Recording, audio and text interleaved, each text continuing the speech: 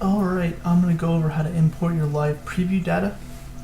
So once you're done importing your live preview data, it will look like this. And basically you'll have a bunch of examples and the images will just be blurred. But in general, the site will look pretty much very similar to the live preview. So let's go to my example that I have right now. Basically what I have is the default theme installed, or your theme installed, and no content, no pages, just the default post. So what we're going to do is go into our tools and import in WordPress, and if you haven't done it before, it'll prompt you to install the plugin, and you just install the plugin and click activate. And if you don't click activate, you can go under plugins and activate it, and then go back through and import in WordPress again.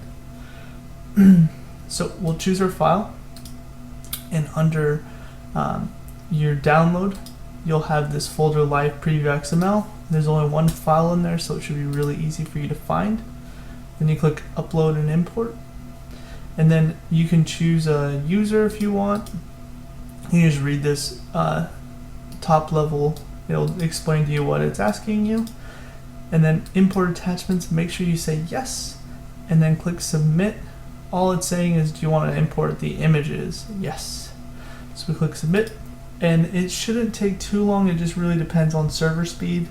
I'll let this run live. I won't click pause on the screencast so you can see how long it takes me to import the data.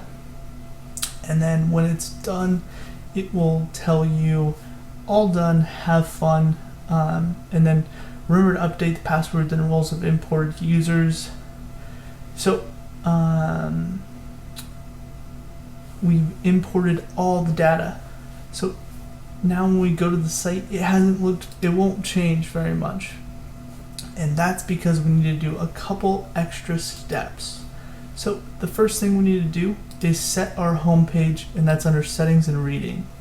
So right now it's probably going to be your latest post, so we need to change it to a static page. And our front page will be home, and our post page will be blog, latest news, sorry. And then we'll click save changes. So that's just setting our home page and blog. Then we need to set our menu, and that's under appearance and menus, and they've already been created for you. All we need to do is under theme locations, we need to select main for primary, and footer is footer, and then click save. And now when we view the site, it's looking a little better, but it's still going to be a little jumbled up. But you have your menu and your home page set up. Then let's move on to our home page, and we'll set that up. So if we go to our home page, you can actually look at it, and you're probably wondering, why is it messed up? It's because the slider's not importing, and the way the slider imports is via this portfolio category, and you just need to select one. And we named it featured slider, so it's really easy to find. So you just select featured slider and click update under your home page.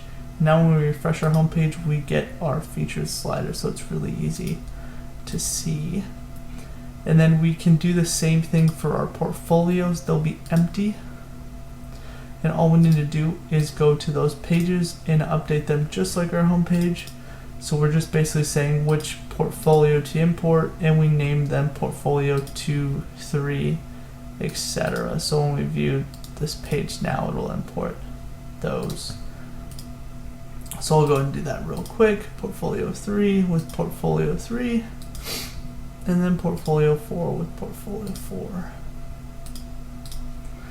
Alright. And then the last thing I want to go over that won't have been completed is the menu. And if you go to it, it'll actually tell you how to do it. And it says add widgets to this page to create it. And so if we go to our menu, you can actually go to the documentation if you need to, but basically it's just saying to add widgets, and I need to look up the category. So we have main courses, and this is a slug. And you'll probably need to visit that area of the documentation to see it, how to do it.